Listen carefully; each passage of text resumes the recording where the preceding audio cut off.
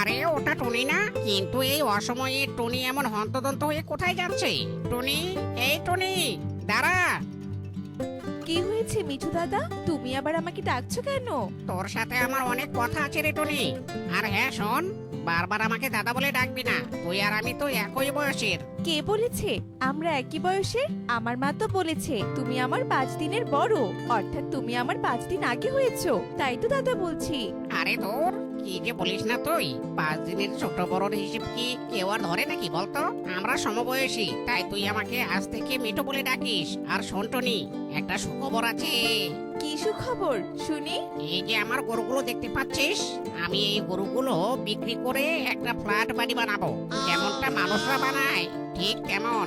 তারপর বিয়ে করে এই ফ্ল্যাটটা তোকে গিফট করব। ধুর, ছাড়ো তো সব কথা। তুমি কি কখনো আয়নায় নিজেকে দেখেছো? তার উপর আবার তোমার মোটা মোটা ঠোঁট,